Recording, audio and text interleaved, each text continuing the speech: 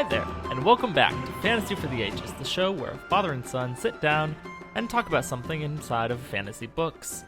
I'm the son of that equation, Zach. And I'm the father, Jim. As my son said, it's great to have you with us today. Did you say that? Absolutely. You did say that, right? I probably said something along those lines. I'm not sure, because you changed it up again. You know, it all kind of jumbles together. I don't know what I'm doing anymore. That's a false statement. That implies I ever knew what I was doing. We have a usual banter, and then you just blaze a new trail, and then I'm just not sure what's going on anymore. That's fine. That's just me every day. Speaking of days, how's yours, Dad? My day is fantastic. I slept in all of 30 minutes, and got up and went for my exercise walk on a nice foggy day. Then I sat down and I did podcasting work and booked my hotel room for JordanCon. Whoop whoop. Woo! So it was an overall very productive morning. Then your mother eventually got up. I made her breakfast. We lulled around for a little and then went wine tasting. So I cannot complain at all. The week was fine. It was a work week. It was busy, but Saturday has been great. How about you?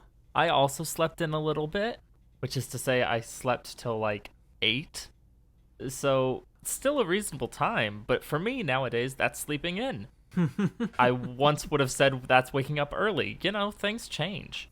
Adulting. But it's been a nice casual day. I've had to be prepping here because I've got a little bit of time for some D&D. I've got 2 different sessions running this week with 2 different groups of people, and it's going to be a fun time. You're running both of those groups? Yes, yeah, I'm doing a one-shot with one group and then part of a continuous campaign I'm doing with another. It'll be a fun time, but I was not prepared yet. So you used your time well. Very good. What are you drinking today, Zach? I wasn't feeling particularly boozy yet, so I've just got some Coke that I'm drinking. Sorry, some non-brand cola, unspecified. If Coca-Cola would like to sponsor this podcast, I will say I'm drinking Coca-Cola, but otherwise, it's just cola.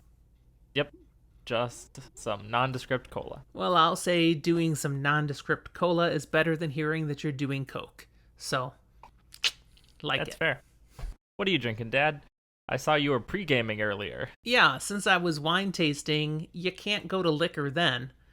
You know, liquor before wine, you're feeling fine. Wine before liquor, never been sicker. So I'm not going that route. So I have more. You could. I'm not in my age anymore. Not so resilient. So I've got a nice Mary Hill Zinfandel to enjoy. This is a reserve level, so this is top-notch quality wine, and I'm going to sip this throughout our podcast. So on this slightly less boozy episode of Fantasy for the Ages, what are we talking about? What we got? Oh man, we have 2 fantastic chapters here today. One, a Mat chapter, great to see more Mat, and one, an Egwene and the Girls chapter, and we'll get to that a little later. All right. But let's go ahead and move into chapter 24, which is focused on Mat Cawthon again. It's great to get to know Mat some more, post-healing. Mm-hmm. You know, I sense as people work their way through the series, this is where he becomes a very entertaining fellow. Many fans, he's their favorite character, and it's in these early chapters of The Dragon Reborn we get to understand why. Yeah, I personally am a fan of Mat even before this time, but especially on a first read, this is where we start seeing the Mat that we know and love. That's right. So chapter 24 is called Scouting and Discoveries. I wonder what he'll discover. Indeed, let's find out. This is now the morning after his last encounter with visitors. The last time we saw him, he was visited by the Lady Selene and the Amerlin and her keeper of the Chronicles, but that wasn't so important. Selene and the Amerlin, and he's feeling kind of caught between the two, remember? Mm-hmm. This time we're going to see him, but a little less of him, because he is going to be actually clothed. That's right. He won't reveal so much this time. But his mind is still tasked with finding a way off of this freaking island. He's got to get out of Tar-Valon somehow. And he's just woken up. He references, he had trouble getting to sleep. after those encounters because his mind was whirling and twirling around. How do I escape? How do I escape? How do I escape? Especially since the Amerlin had let him know, I've told all the bridge guards and all the dock masters who you are and what you look like. They have orders to not let you go, so don't even think about it.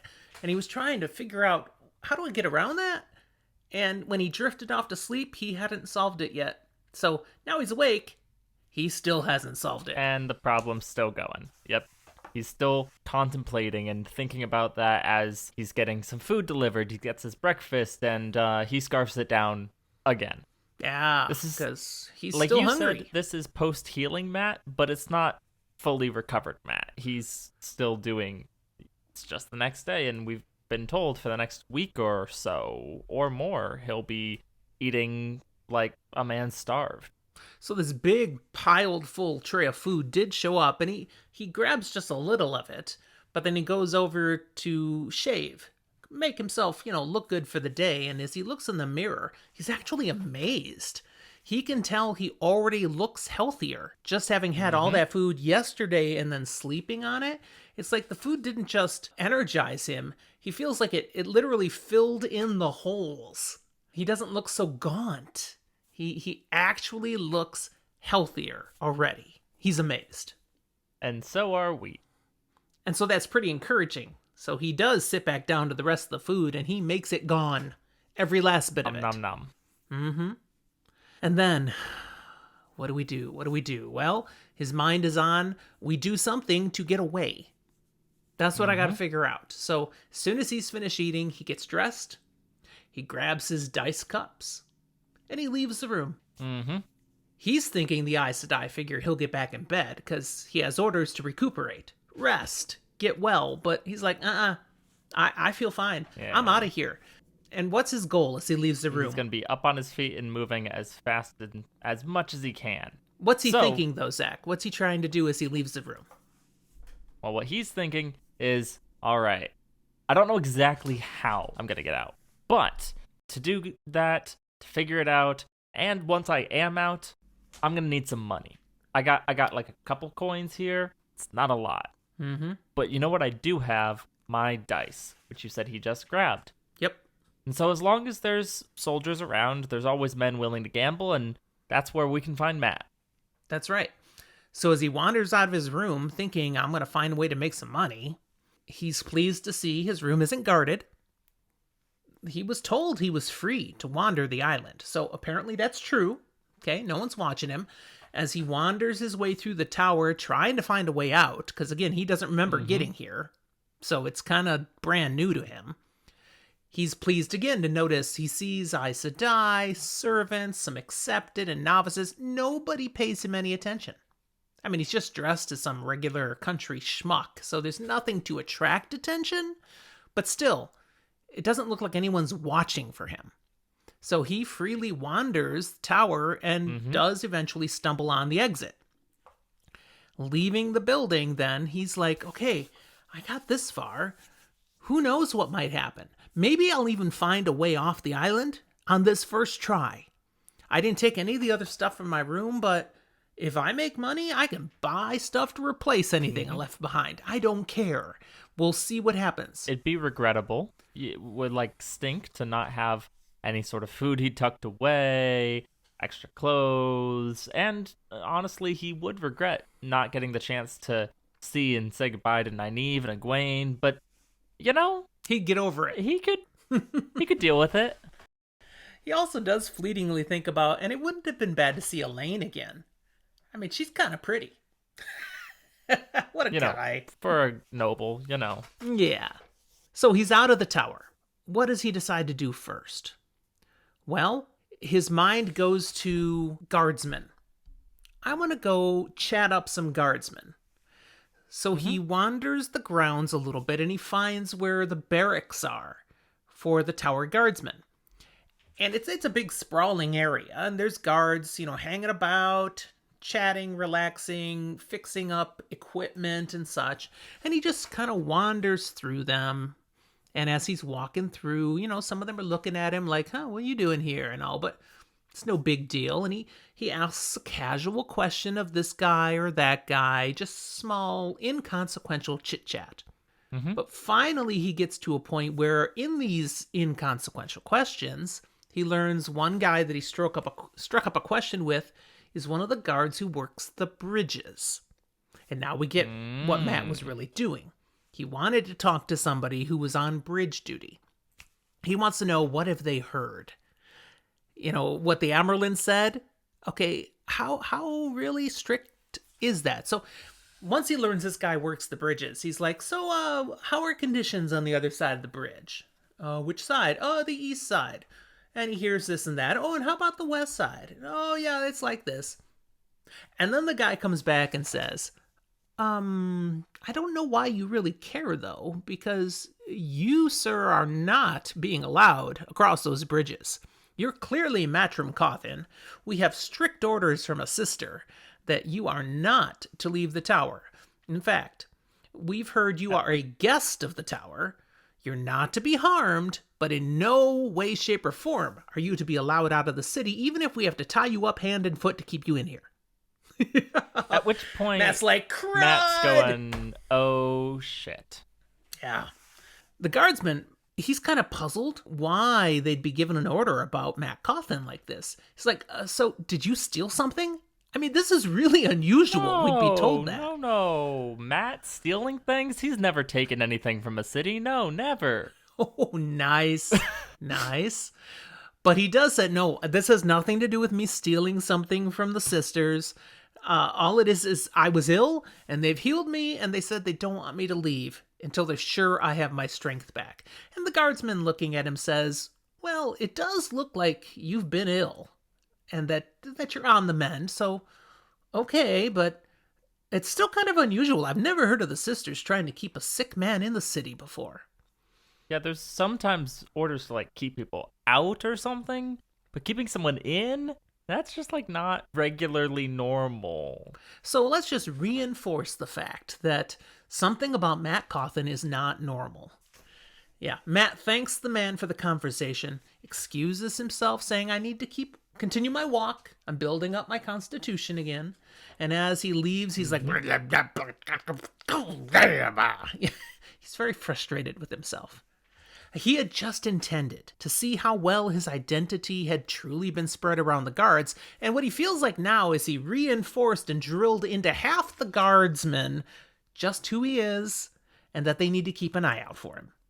Great. Mm-hmm. That should easily help him get off the island. Yeah. And he says then at that point, in his thoughts, one of my favorite in-world swears, blood and bloody ashes. Now I wanted to ask you, Zach, where the heck do you think that phrase comes from?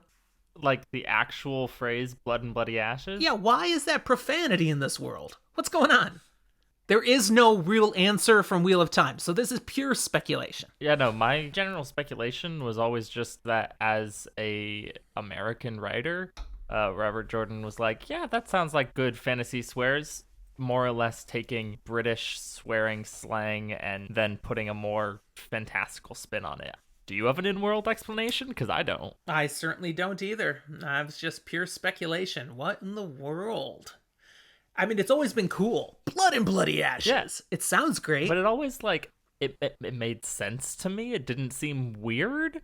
But truthfully, from a me context of going, nah, I can just swear, it is weird that these are our swear words. Yeah. We don't get swear words for swear words. I mean, we're not going to go real deep in the translation, but when you think about swear words in our current society, they tend to tie to something, and we can understand why people use that as crass or crude language. Well, some of them, it really doesn't make a lot of sense why they decided to make that a swear word, but it still is something harsh or unpleasant, or at least something that makes people a little socially uncomfortable that you use for your swear words. I'll be honest, I'm pretty sure blood and bloody ashes serve a similar purpose as shit in making people uncomfortable or dirty. So... yeah, but bloody ashes, that's a weird combination. And I almost feel like there must be something in the history of this age that draws from. I don't think so. I think it's blood and ashes, and bloody is the modifier like in British swears. Could be. It's not specifically actually bloody ashes, but rather bloody ashes. Well, actually, that makes sense, because I think there are other times where the swear is just blood and ashes. And you also are times where people talk about the bloody fool or something or other. Now, why ashes by itself is a curse word, no idea. But we digress. That's enough. Moving on, Mat does continue his walk, like he told the guardsman he was going to do. And the tower grounds, some of it's, barracks, training areas. Here, he's going through a part that's gardens. Lots of trees and little paths through the quiet green spaces. How lovely. Yeah, and he's wandering through part of the grounds that look like that when he sees coming at him along the trail from the other direction a girl in novice white. She doesn't notice him at first, but Mat, ding, he recognizes this girl. It's Else Grinwell. Remind us who Else is, Zach. This goes all the way back to book 1. Mm-hmm. To Mat's perspective, Else is this farm girl that he and Rand happened to stay at that farm, and then Else was like, Rand and Mat. Checking them out. And then Else's mom was like, no, get out. And they got kicked off the farm. So they didn't stay there. That was unfortunate. So a little younger than Mat, definitely had the eye for hot young men back at the time. And he didn't see that as unpleasant necessarily. So it's kind of nice to see her here. Clearly she's come to the tower. She's a friendly face. Yeah. So Mat calls out to her, Else! And doesn't get the response that he expected. Nope. He reminds her, hey, remember me? I met you at your parents' farm. My friend Rand and I, we spent the night, you remember? She snaps at him for, what are you doing up and about? Whoa. And he infers, oh, so you know about that. No, I've been healed. I'm all better. And it's not contagious. You don't have to worry. She doesn't look friendly or glad to see him or nothing. Instead, it's almost like she doesn't even remember him. And that really surprises him. Yeah. And instead of wanting to chit-chat and, hey, good looking, or anything like that, all she does is want to move along. It's almost like it's a completely different person. Yeah, totally. She's like, I just have work to be about. Let me go. Get out of my way. Oh, yeah, all right, whatever. And off she goes. That was weird. That's what he's left thinking. That was weird. That is not the Else I remember. Very strange. He continues on. Mat kind of fills in that gap with a sort of assumption of maybe that's just what being Aes Sedai does to you. Yeah, and it kind of can fill in the gap of, damn, is that what's going to happen with Egwene and Nynaeve? Are they going to become worse? Changes people, man. Clearly must change people.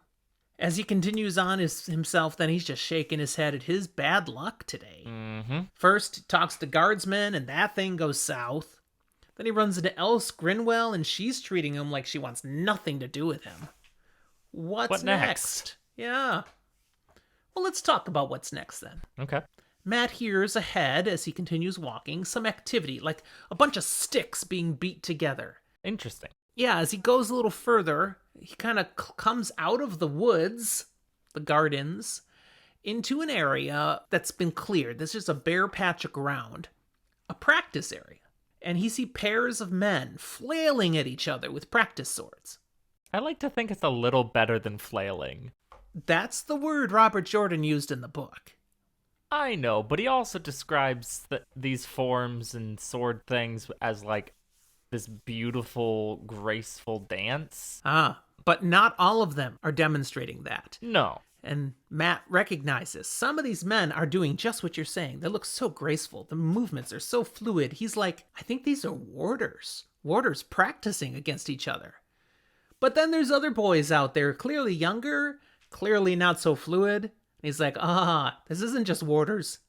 This is warders. It's warders and wannabes. Students learning, maybe, towards being warders. Yeah. Oh, yeah, that's a nicer way to put it. Hey, just because they show up to train with the warders does not mean they'll make it. It's true. Looking around a bit more, Mat learns he isn't the only one watching what's going on here. These pairs dueling with each other.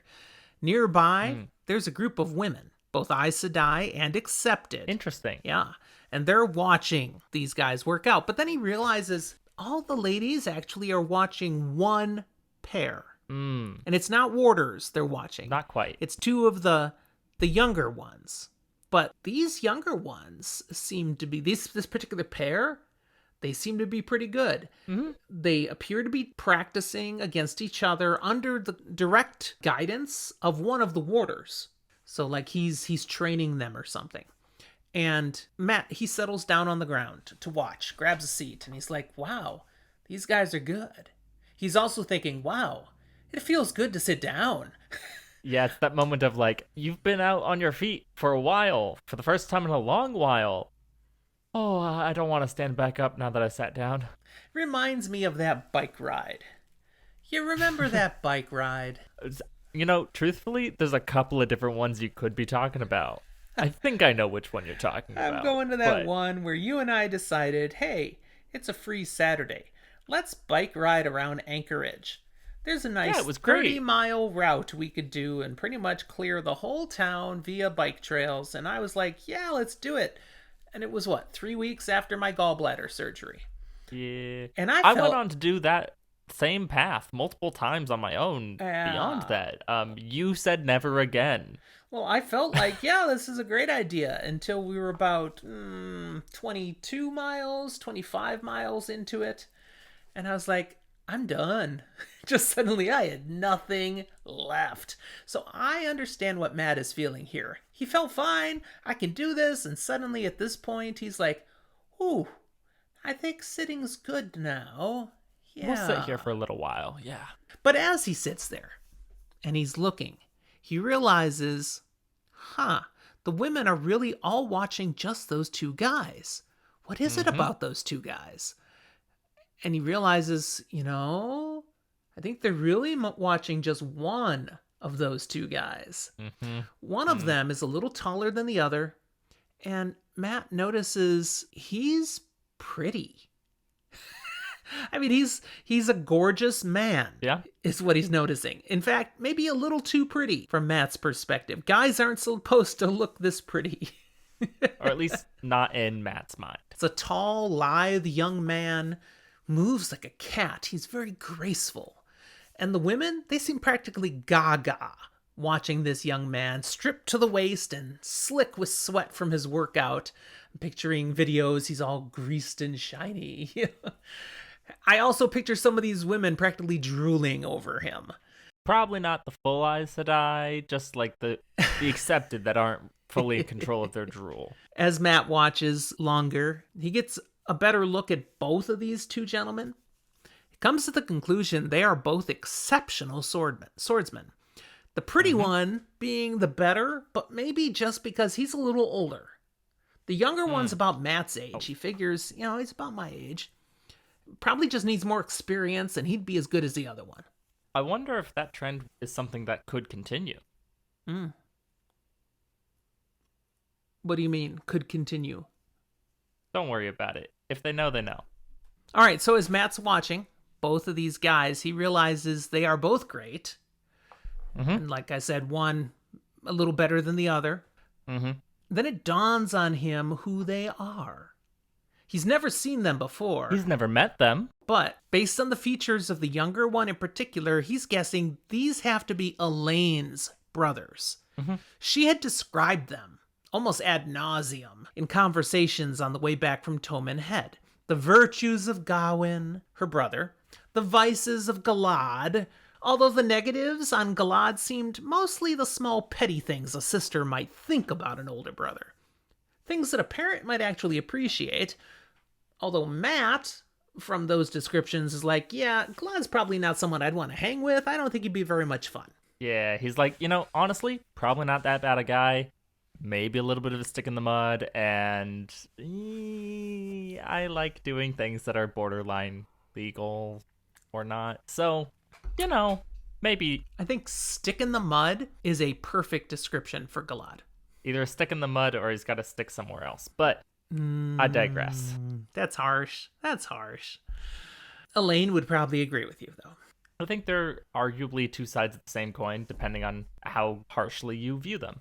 So as they're working out with each other, they get to a point where the warder that's supervising calls a halt, says, okay, take a little break, just a little one. I'm going to finish my pipe. He's been smoking a pipe the whole time. I'm going to finish this. When it's done, we'll resume. So while they have this break, they notice Matt sitting over there. Mm-hmm. They talk to each other for a moment, and then they both walk over towards Matt. And they're like, hey, we think we know you. Now, how do they know him? Well, the same way he knows them.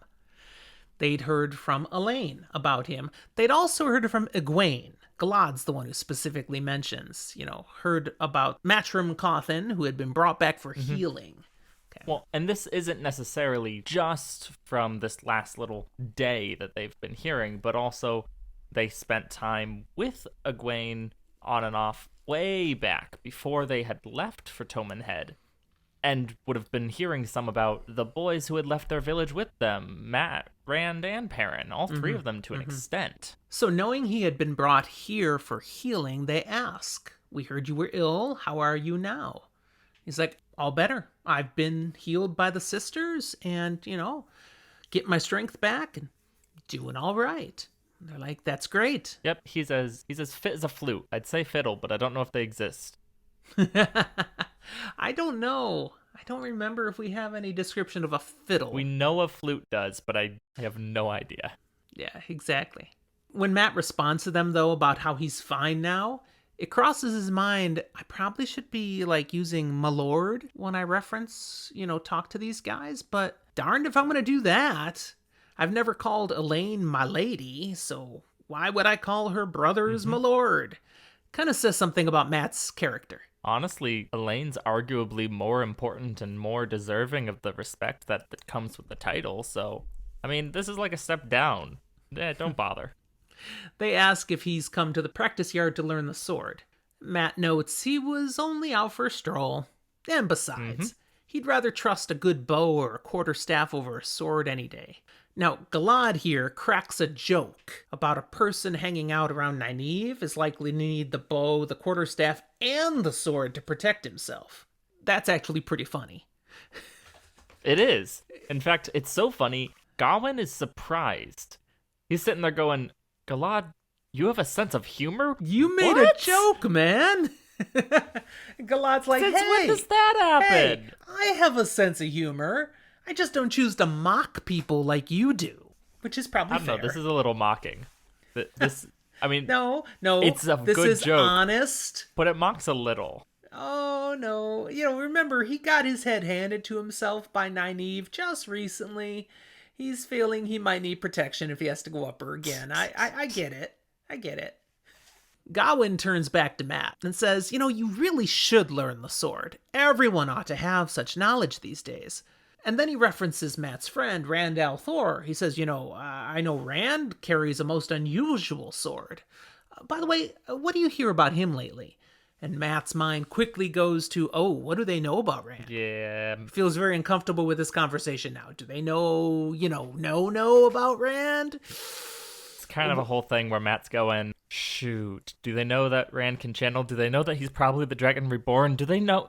Ooh, that's a problem. Yeah, so he's like, let's shift this conversation. And he diverts it by basically dissing swordplay. He basically says, I could do fairly well against either one of you with just a quarterstaff against your swords. And the boys, they just laugh this off. Nice, funny. They're dismissing it like he's just boasting. He's making a jest.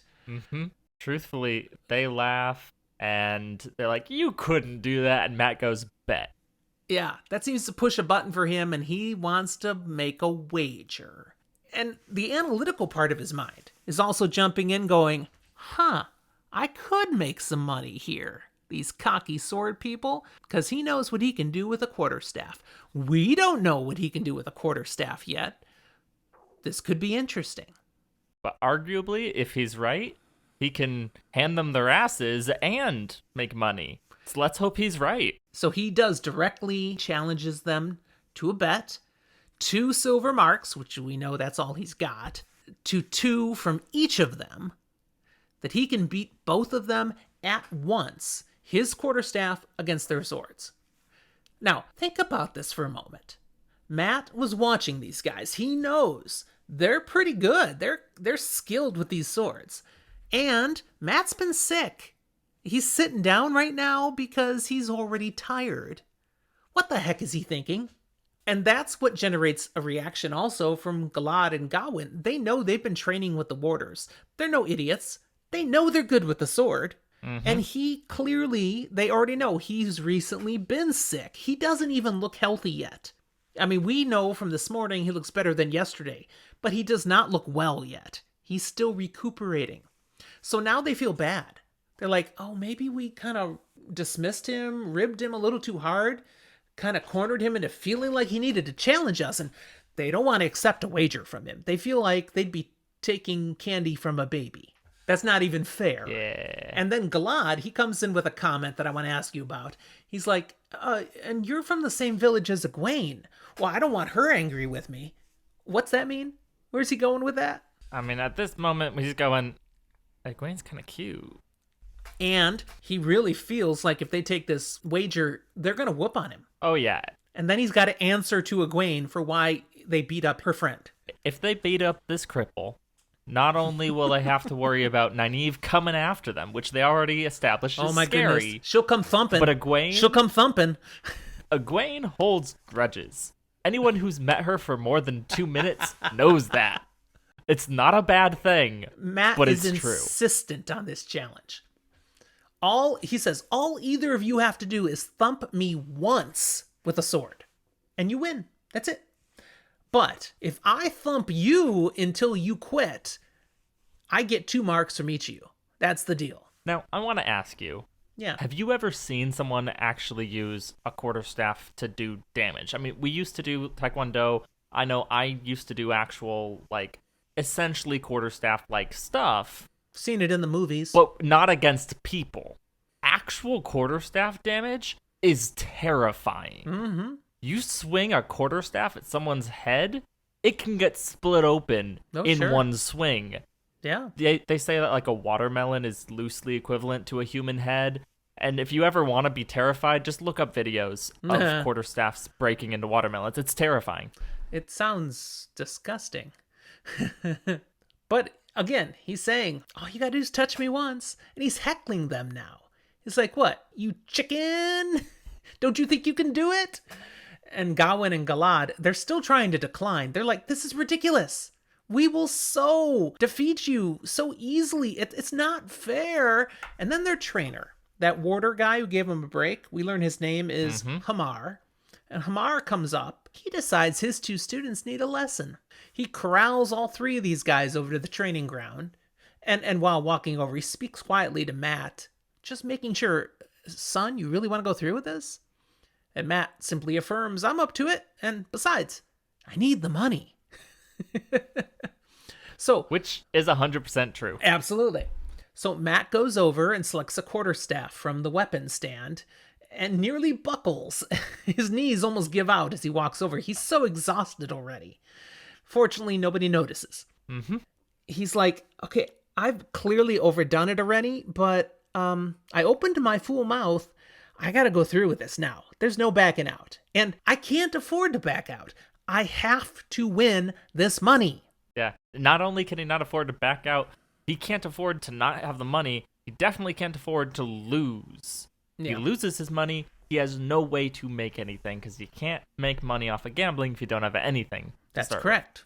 So as he turns and looks at him, he mutters, luck. Time to toss the dice. And Hamar gives him an odd look, saying, you speak the old tongue, lad? What just happened, Zach? Apparently, something that we've seen happen, as far as I know, on at least 2 separate occasions already. Mat, unknowingly, spoke the old tongue. That's what's freaky. All he knows is he said, time to toss the dice. But apparently it came out in old tongue, and he's not aware of that at all. Strange. He's like, old what? Mat doesn't even address it. He's got to focus on what he's doing now. So he faces the boys. He repeats the terms of the wager aloud. And the Aes Sedai and the Accepted nearby, they've all caught on. Something's going on here. And they're all watching. And now they look rather disapproving. This is not what they're here to watch. It's not It's not honorable for Galad and Gawain to beat up on this poor sickly man. They're better than that. Or there's the other perspective of, why are you going to fight our Galad? It's hard to see which side they're coming from, but it could be either. I think there's one person who's paying attention to this who has any idea how this is actually going to go. And We'll talk on that in a moment. Galad and Gawain again state, "We will not take your money. This is not a fair contest." And Hamar interjects and says, "I'll cover the bet if they're too chicken to do it." Well, the boys are like, we didn't say that. Fine. We will honor the bet. So it's time to fight. And it begins. Now, the fight is awesome. And we cannot do it real justice, trying to give you the breakdown blow by blow. I'm not even going to bother here in this episode. You want to enjoy it again, go read it again. Or wait until they do it in the show, because they got to do this in the show. It's going to be fun. Oh, they have to do this in the show, because it's awesomeness. And basically, in very short order, Mat whips their butts. Yeah. They barely had a chance. I'm thinking back to the old 60s Batman TV show. We've got whack, thump, crack, oof. They're down. It's over. Galad is practically unconscious. Gawain is really in bad shape. Mat's the obvious victor, and they did not even touch him. It helps when you have a reach weapon. It helps also that he still has that quarterstaff in his hand, because it's about the only reason he's not now collapsing. He is so weak with hunger. He feels there's a hole in his stomach that anyone ought to be able to see at this point. Now Hamar drives the lesson home. He says to the crowd, to the other warder guys in training, "Who is the greatest blade master of all?" And they all shout out a name. Everybody knows this person. And he says, "You are absolutely correct. He won over 10,000 individual contests. He lost only once in his entire life to a farmer with a quarterstaff. Remember this." It teaches a couple of important things. One, quarterstaff's a badass. Yes. Two, don't underestimate farm folk just because they're farm folk. Yep. We could probably find many more lessons that are learned from this. Definitely. Humility is one of them that comes to mind. Yeah, something that Gawain and Galad didn't have much of, but maybe learned a little. I think they both come out the better for this. At the moment, Galad, not so much, because he's, as I said, practically unconscious, laying on the ground from a whack to the head. Bright side, there's a whole bunch of Aes Sedai that were fawning over him, and they can rush in and heal him immediately. That's right. Mat can't even see Galad anymore, because all the women have surrounded him. So they're giving him healing. They're, oh, poor Galad. They're taking care of him. Gawain and Mat, they're kind of left alone at this moment, so they actually walk together now. Gawain, he pays up. Here's your 2 silver coins. You're pretty good with that staff. He gives him some props and says, next time, I think I'll listen when somebody's speaking about their prowess with a quarterstaff. I do feel like Gawain is demonstrating a little bit of, I've been taken down a peg and I earned it. I own it and I'm going to be better. There's a certain amount of respect that Mat definitely earned with both of them here. Yeah. And Mat's like, oh, so is your brother okay? I mean, and part of this is genuine because in the midst of the fight, right at the end, Mat is ready to do a killing strike on one of them. And he's like, whoa, what the heck am I doing? Oh, yeah. This is just to teach him a lesson and win. And he held off. That definite moment where we've got flashbacks to watermelons exploding and right. So we it's don't like, want that. He is all right. And Gawain's like, oh yeah, he was still groaning. He's okay. The only thing he has to worry about right now is that one of these women is going to bond him as a warder. They're all hot for him. And I mean, 4 of those ladies are green Aja. Now, Mat does not understand the relevance of that comment, so please remind our listeners why that would be significant. Green Aja are the ones most likely to take multiple warders and or marry their warders. They love men. Absolutely. Mat asks Gawain if the Aes Sedai surrounding Galad, do you think they'd mind if I interrupted their attentions so as to collect my wager? Yes. And Hamar comes up at that point saying, oh, no, I'm sure they would quite mind. You hurt their little darling. And Hamar, he pays on Galad's behalf. I'll collect from him later. And then he asks Mat, so So, son, where do you hail from? And without even hesitation, Mat says, Manetherin. What? I mean, the two rivers. I was hearing old stories. They call it Manethrin. Too many old stories. Yeah. He's covering his ass because he legitimately said Manethrin on instinct. So, awkward. Then he excuses himself. I need to see about something to eat. It's not even midday yet, but they're like, oh, that makes sense. And off he goes. And he genuinely does want to go get something to eat. He is so hungry. He takes the quarterstaff with him. Nobody said he had to put it away. And it's really more of a walking staff right now. Without that thing, he'd pretty much collapse. He's pretty sure. So feeling starving and as weak as an old man, he hobbles back to the tower, pondering what is going on. Old Tongue? Manetherin? I gotta get away. Gotta leave all this Aes Sedai nonsense behind. And that's the end of the chapter. We move on to our only other chapter for today, chapter 25. And this one's with Egwene. Humorously, I did not write down the name of it. I always write the name of these chapters in my notes. No. And humorously, I didn't, so I just opened it up in the table of contents. Really? It's called Questions. It is, Questions. Perhaps it's ironic that I had to question what the title was. So we are switching POVs. See, we're going back to Egwene, Nynaeve, and Elaine in Nynaeve's room. Where they always are. But it's Egwene's point of view. They're always in Nynaeve's room. They do spend a lot of time. You're right. A lot of time in Nynaeve's room. We practically never see anyone else's room in the tower. It's almost always Nynaeve's I don't know if room. we're ever in Elaine's room. She might not really have a room. She may just hang. We knew once upon a time because they got kicked out to Elaine's room while we were in Egwene's room. In the novice quarters. Yeah. Nowadays? Now, what do we see? Nynaeve is pacing. As usual. Elaine is studying the papers on the 13 sisters who fled the tower. The papers that Egwene had gotten from Varen. And Egwene? She's just laying on the bed yawning. She is tired. Indeed. Between the events of last night. What happened last night? The whole accepted test stuff. Right? And then needing to get up early to go to work in the kitchens. Part of their penance still, their punishment and the chores in the kitchen. There hasn't been much time for sleep. It was a short night. But then on top of it, in the little sleep that Egwene got, she had nightmares. She was dreaming about the testing ter'angreal experience. She also dreamed about Shan-Chan. She also dreamed about White Cloaks. She's feeling like, oh, man, I really wish I could talk to Anaya Sedai about the dreams. But then that paranoia comes back up again. Can she speak with Anaya? What if she's a dark friend?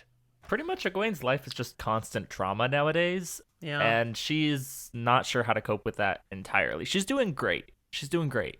Lack of sleep is kind of the least of her worries, but a sign that all of her worries are kind of like fair. Yeah. Now, it mentioned she had nightmares, but she had more than nightmares last night. She actually had a whole bunch of very busy dreams. And if she is indeed a dreamer, with a capital D, these could all have some prophetic meaning of some sort. That's really why she wished she felt like she could talk to Anaya again. It's worthwhile to list all of the different dream segments that cross her mind as she's just laying here. Let's hit them. What do we got? So I'm just going to run through them. And again, spoiler-lite, we just want you to know you ought to pay attention to these. I will comment on none of these. Egwene thinks they could mean something, but some of them might not. They might just be regular dreams. How can I tell? So, first one. She sees Shan-Chan Soldam collaring Aes Sedai and then forcing them to call lightning against the White Tower.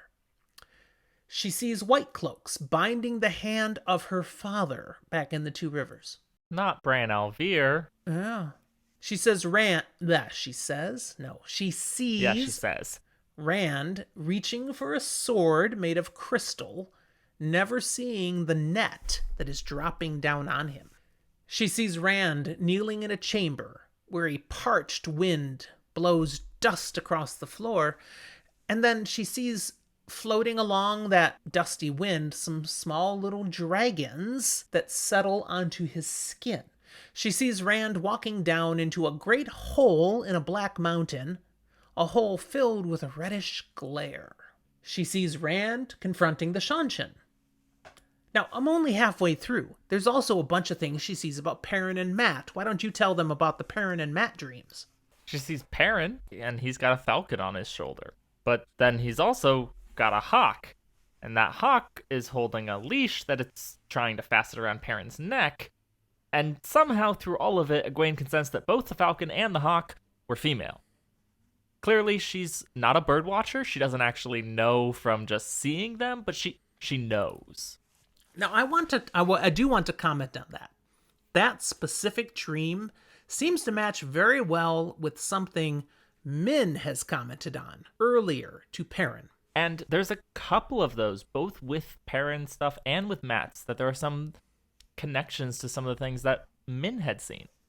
Yeah. But she also sees Perrin. He's got a beard, and he's leading a huge pack of wolves. They stretch further than the eye can see. That's a huge pack. My first thought goes to, when it comes to the show, will some of these things be as significant or not? I mean, will a beard be something that's already kind of in play? Who knows? Yes.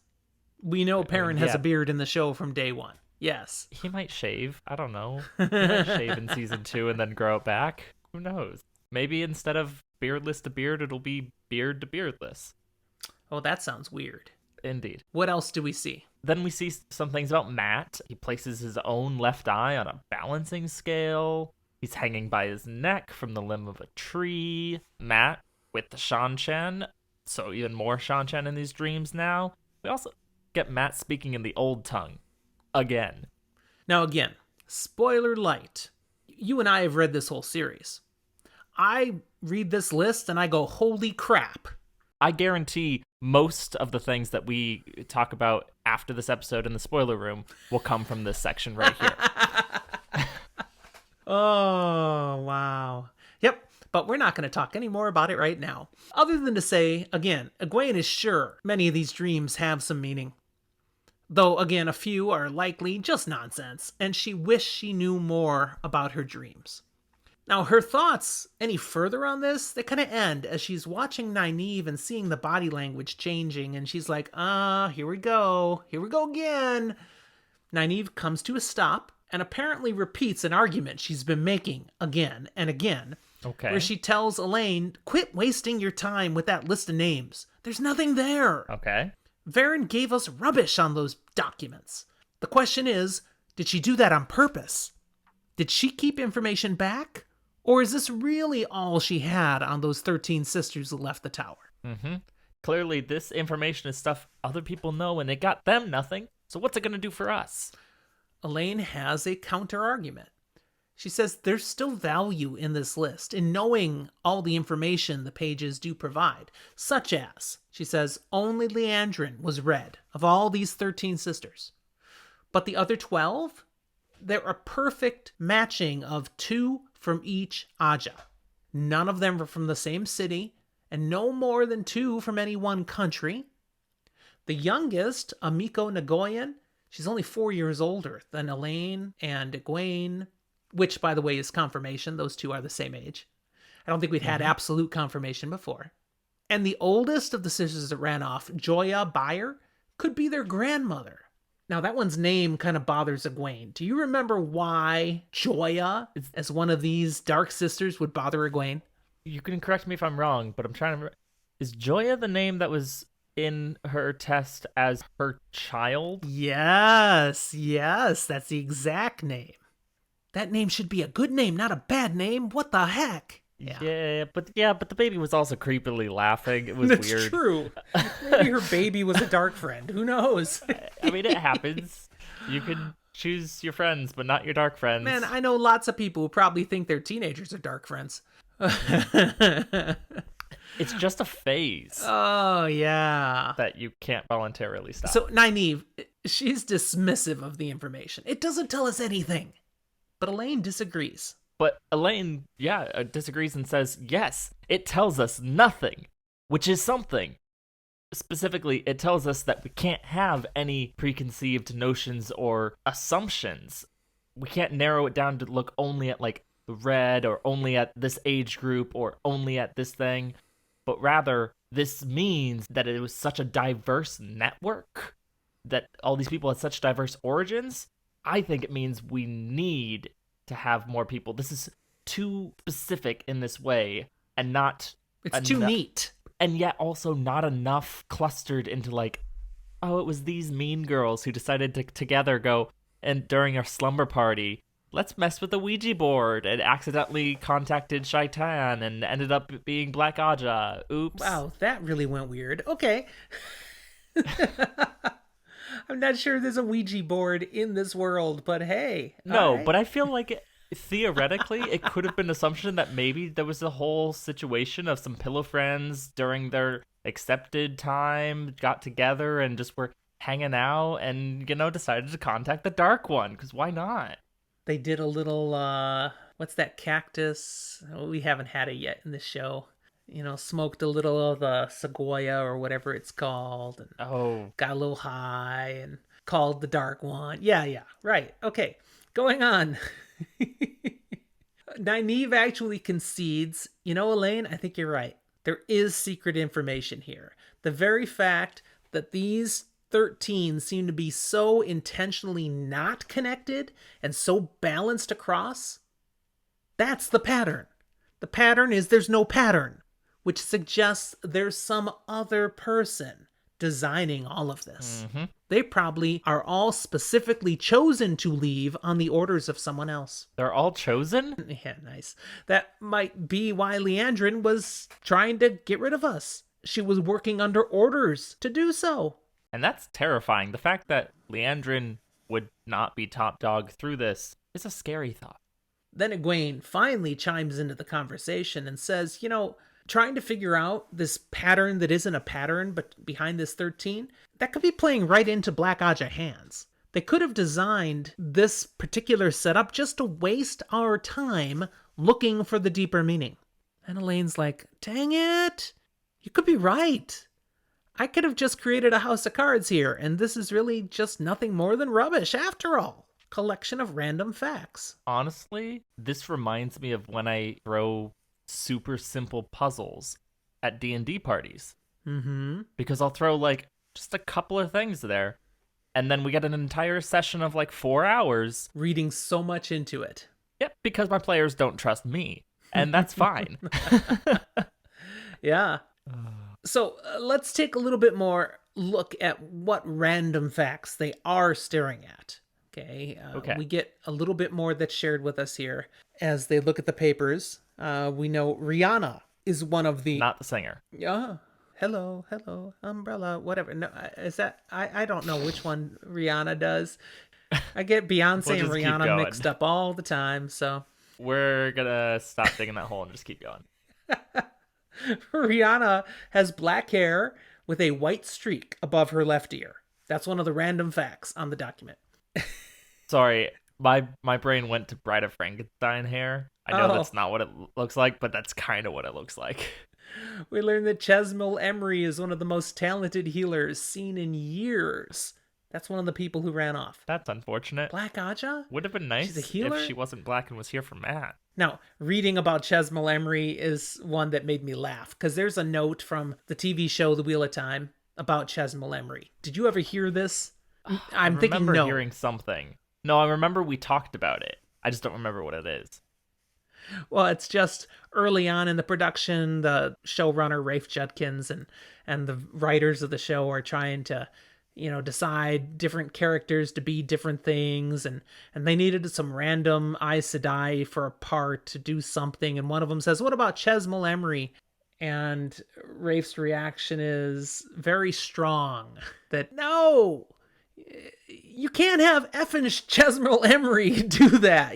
Kind of like, okay, you haven't read the books. You have no idea what you're saying right here. You just pull the randomized Sedai name and it shows. Yes. Yeah. So that makes me laugh. The other random note here is that Marilyn Gamalfin is fond of cats and helps injured animals. Okay, how does that help us? Yeah, okay. She could get lured and trapped by an injured animal that she wants to nurse back to health. Right. No animals are injured in the hunt for this Black Aja.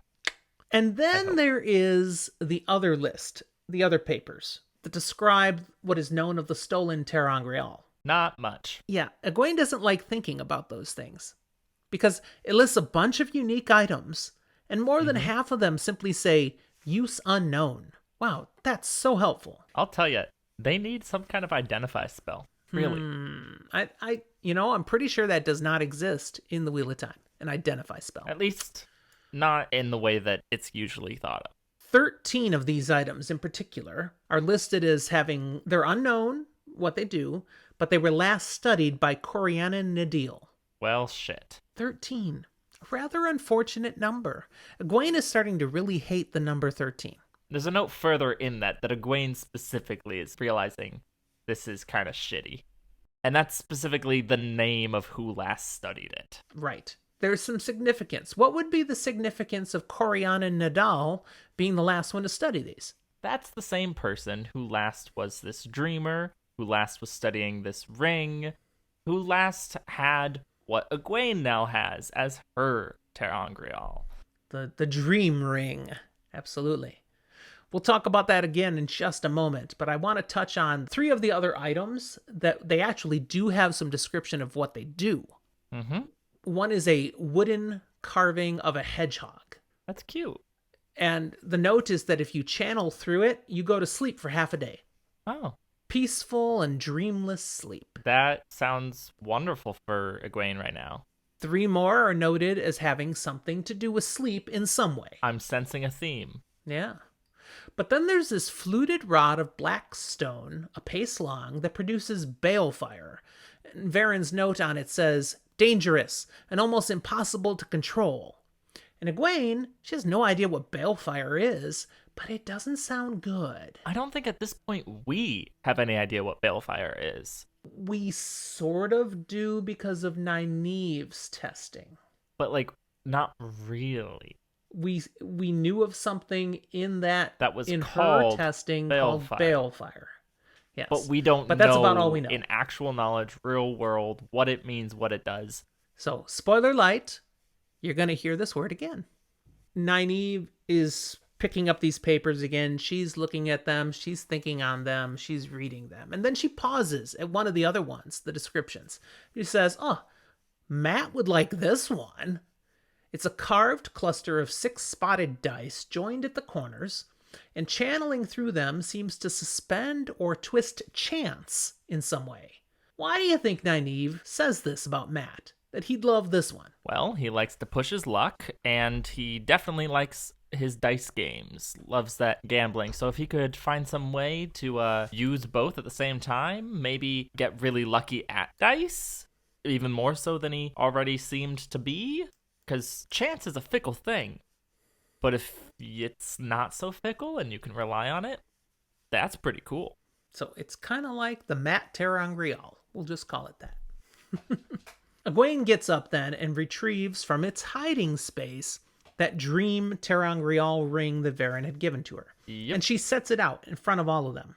They're troubled that Varen actually hadn't mentioned the 13 unknown use ter'angreal that all had last been studied by Corianna Nadal, the same person who studied the dream ring.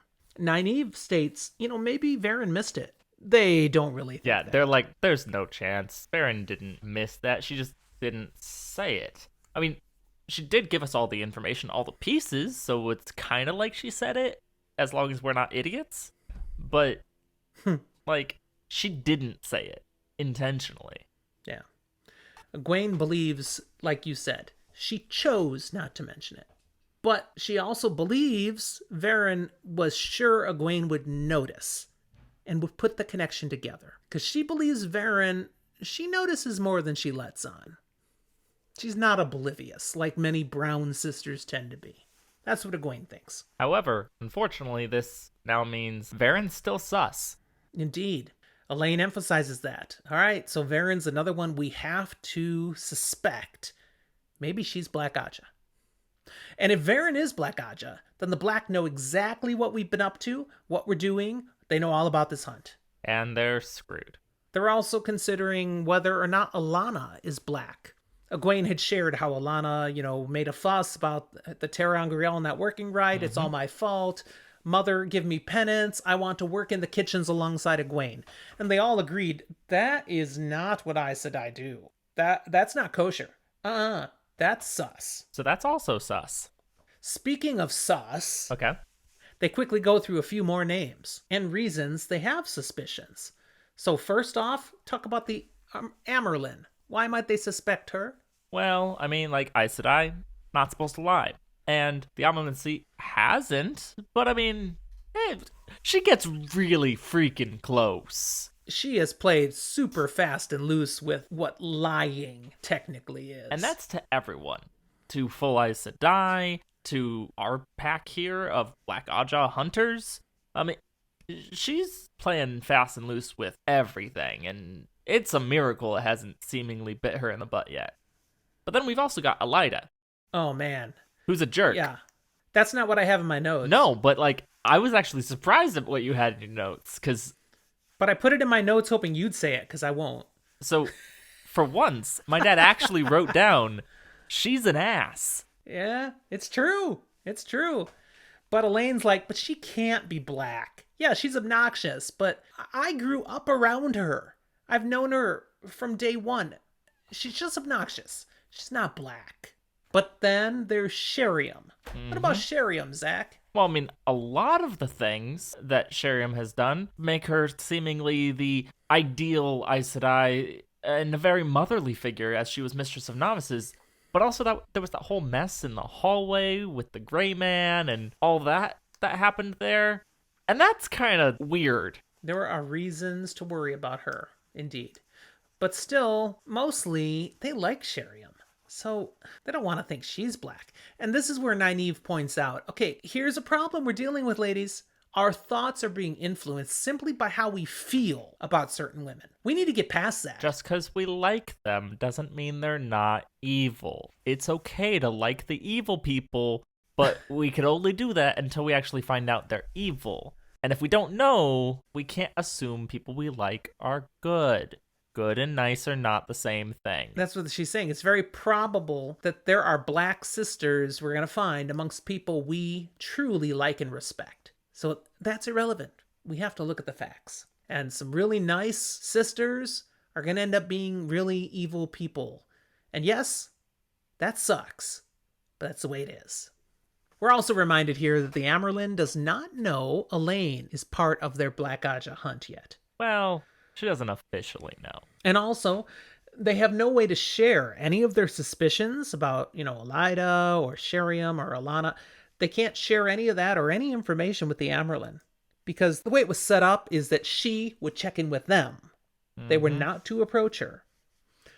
Nynaeve actually notes, I'm kind of cool with that. Because it leaves us the freedom to act as we see best, to make our own decisions. We don't have to run everything past the Amyrlin first. So that's a win. You get this situation where it's better to ask for forgiveness than permission. And that jives with Nynaeve for herself. Not necessarily for how she wants people under her command to act, but how she wants to be able to act. Yep. Now, speaking of decisions and making them, Nynaeve wants to make one now. She says, okay, I'm going to use that dream ter'angreal that Varen gave you. I'm going to use it tonight. It's the one connection we have right now to Leandrin and the sisters that have ran away, because they've taken all these ter'angreal that are clearly connected to sleeping. So I'm going to use this one and see if I can learn something. And Egwene, she's like, whoa. That's not a bad idea, but I'm the one who may be a dreamer. So if the ring's going to be used, it should be me that does it. Egwene's thinking of the glory, but also being responsible, kind of, and being like, it makes sense. It's kind of mine, so like, I'm gonna do it. Nynaeve's like, are you sure? I mean, we don't know you're a dreamer, and I'm actually the stronger channeler. To which Egwene comes back saying, wait, but you can only channel when you're angry. And we don't even know if one can channel in a dream. And besides, Varen did give it to me. Booyah. I feel like there's a moment that could have happened here where Egwene looked at Nynaeve and goes, 1v1 me, bro. And Nynaeve just, like, can't, because she can't be mad at Egwene in this moment. But, like, it didn't happen. So, oh well. So Nynaeve concedes. But she states definitively, okay, that's fine. You can do it, but I'm going to be right here with you. Elaine's going to be right here with us while you go do this dream thing. We're going to be here, protect you, be ready to help. I don't know what that might mean, but we'll be by your side. And Egwene's like, great, no issue with that. And at the same time, Egwene starts thinking, okay, what did I just get myself into? I'm going to use this ring? What was I thinking? Yeah. And then they realize someone is standing in the doorway. Oh, shit. How long were they there? I didn't catch earlier in the chapter that the door was open. Not that we necessarily knew. Either they'd left the door open, or this person showed up, opened the door, and they didn't notice the door open.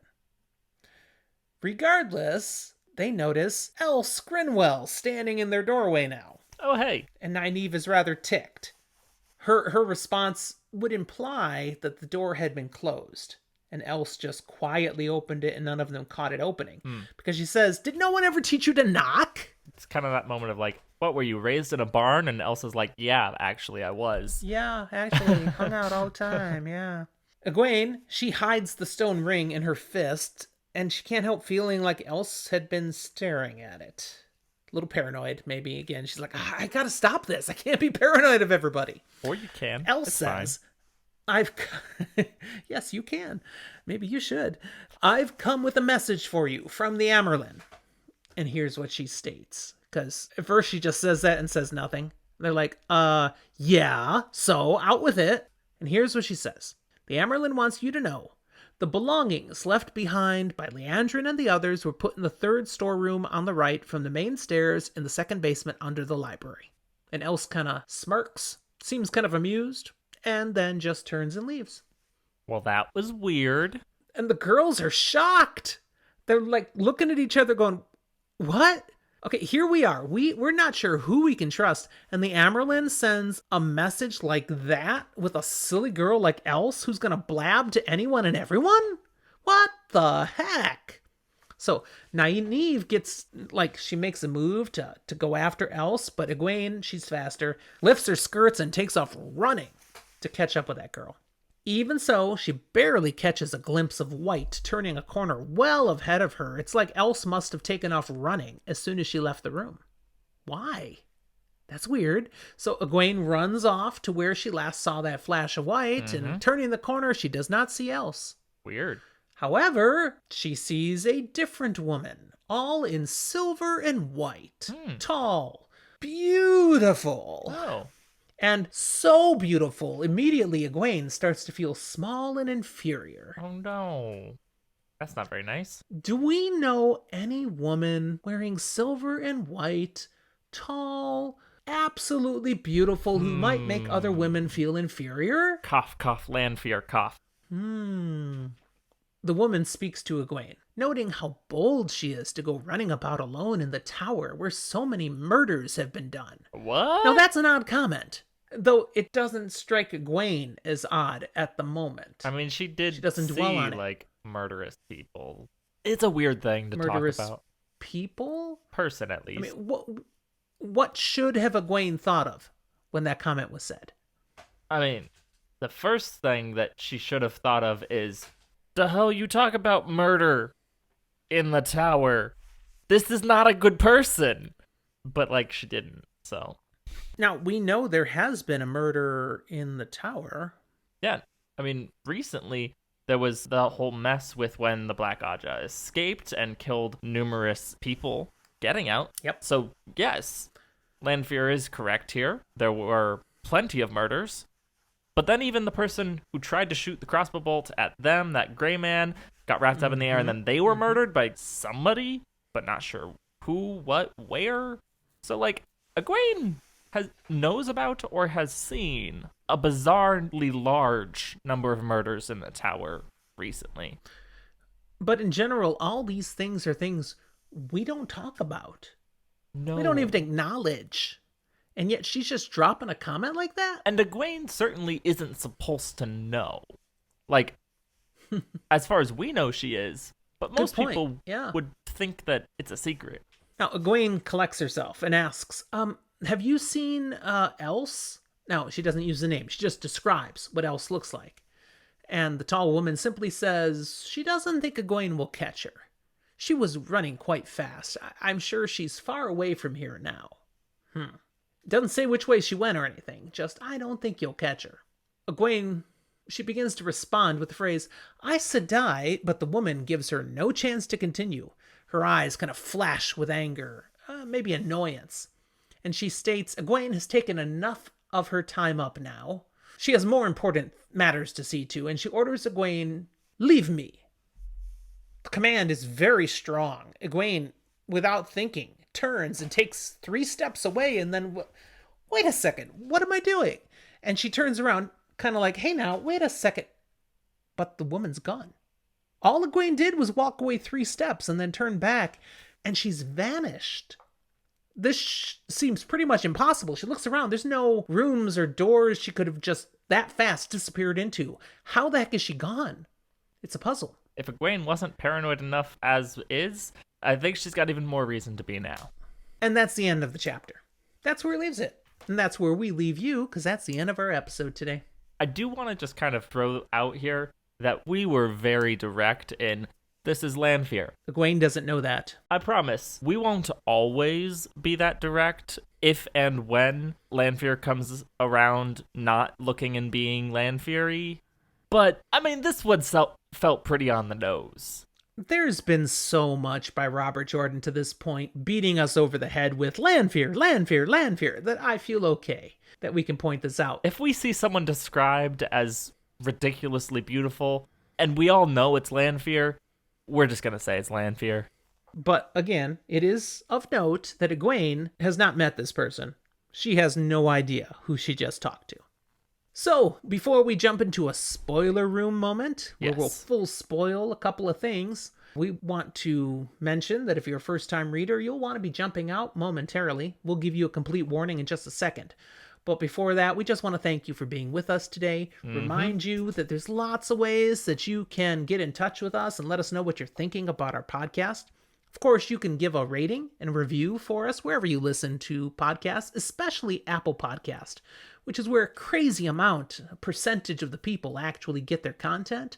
If you give us a star rating there, maybe even write a review, we'd super appreciate it. Just help people know, hey, you might want to check out this podcast.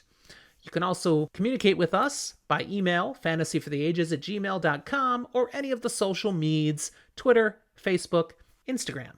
There's one other great place they can interact with us, and what would that be, Zach? Arguably the best. Come and join us on Discord, where you can join in daily conversations with us and other people who listen to Fantasy for the Ages. A whole variety of topics, from random humor to book recommendations to topics about different fantasy series that you have enjoyed. And if there's something that you want to talk about that isn't on our Discord channel, let us know, and chances are it will be there soon. Our Discord is a happy place. We invite you to be a part of it. All the links to these sorts of things are included in our show notes, so feel free to check it out.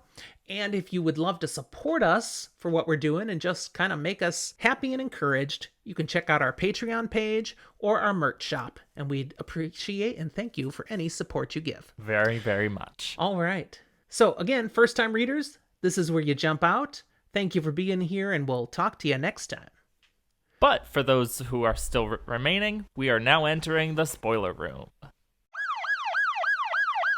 The spoiler room. Yes. All right, so we are going to roll for initiative. Yes. See who gets to take the initiative and go first. Which brings us to something. I have a new die. Yeah, that we didn't mention earlier. Holy cow. A few episodes back, I believe it's come out and all that. It has. We had a nice little friendly competition of sorts, and you succeeded. So I was going to get you a D20. I got you a very large one that is made of metal. Big D20. It's got to be so like awesome. over a pound or something. I don't know. I've been playing with it the whole episode, just tossing it back. It feels so good to hold this thing. If you haven't already, I recommend put something down on your desk so you don't dent it. Oh, yeah. I can't roll this on top of my bamboo desk. It'd totally put divots. I'm going to roll it on top of a book. Or maybe just the floor. I think the floor. All of the nerdy things that I've got you now serve as your self-defense in home, from a needle to a bludgeoning weapon that you can throw. If I throw this at someone and it hits them in the head, it's like the watermelon and the quarterstaff. Totally. Wow. All right, so let's roll. Let's see what we got, all right? Do it. And the initial roll fails me. I got a 5. I win this time with my 11. It wasn't great, but it was better than yours. A 5. But I still love the die, and I will put a picture on our Instagram for sure. It's awesome. All right, what are you going to spoil, Zach? Like I suggested, I'm going back to that section of dream stuff that Egwene ran into and talked about, but also because we've had a Mat chapter, and he's my favorite, it's going to be a Mat thing. This is the second time we've heard talk about this kind of thing directly, and that's the eye and the balancing scale. Oh, that's what I wanted. Okay, you get to spoil it, and I'll pick my second. It was one of Min's initial viewings. It's listed here again in a dream, and it doesn't pay off until way later, but it is way later. Something that books 13. 1 and 3, we've already got references to it. By the time you get to 13, you will forget about it unless you are like me and kind of know it's coming. But he quite literally has to pluck out his eye to save Moraine and get out of the Tower of Genji. It's a whole thing. It's a great time. We love it. And I personally also love the direct tie into the Odin lore that kind of has. Mm-hmm. In this case, however, being losing the light of half the world to save the world. So, Genji, huh? I've always said Genji. I said Genji. I don't know which way it's actually supposed to be, but I don't really care. We'll see what the TV show does. Assuming that's not cut. I sure hope that whole plot line is not cut, because that's an incredible and important plot line. Yeah, it's gonna be weird if they do something else to make him lose an eye, or just don't make him lose an eye.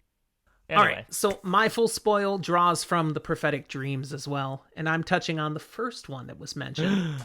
The Shan-Chan, Suldam, collaring Aes Sedai, forcing them to call lightning against the White Tower. That's one of the prophetic dreams that doesn't happen. Not the way she dreamed it. Yeah, not exactly. Okay. It does. And specifically, I just finished reading The Gathering Storm, which is the novel where the Shan-Chan attack the White Tower. Mm-hmm.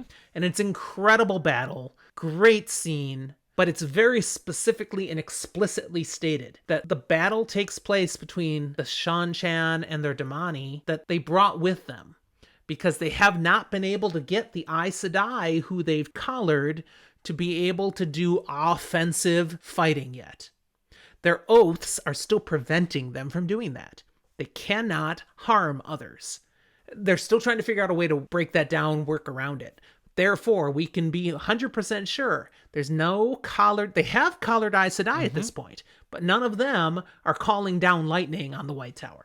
It partly happens, but it does not. Now, that being said, it's still a prophetic dream in a sense that everything in that does kind of happen, but just some of the assumptions that are made from it, maybe not exactly correct, and definitely the direct dream does not take place in the way it was dreamed. Right. But this is the first time that she has a dream of Shan-Chan attacking the White Tower. Mm-hmm. She's going to have that dream again in various iterations, and it does eventually happen in Book 12. And both here now and in later times, it's very easy to explain it away as an actual nightmare spawned by the trauma that she witnessed. I mean, she was collared. She lived with this. It was horrible. PTSD, Egwene, is real. Especially as we look even later, and she has to deal with more trauma that comes along with Shan-Chan attacking and collaring in various situations, and it's kind of reinforced. So it's easy to dismiss. Shouldn't be. Yeah. All right. That wraps it. Indeed. Great fun spoilers there when they give us such content like that to be able to talk about. That was awesome. Easy and rich. So we only did 2 chapters today because, we're going to sometimes just shorten this down a little, and really it wasn't as much content as we've covered sometimes, and still it took us a freaking hour and a half to get through all of that. I think we enjoyed talking. Oh, it was fun. It was totally fun, though. So good. Hopefully the people listening are agreeing right now and not just going, wow, Jim, you are delusional. And if you do think he's delusional, that's fine. I mean, let me know. Contact us on social media and Discord. That's right. All of the above, but you already heard. All right, you got anything else, Zach? I'm good. All right, me too. Thanks for being with us again, everybody, and we'll talk to you next time.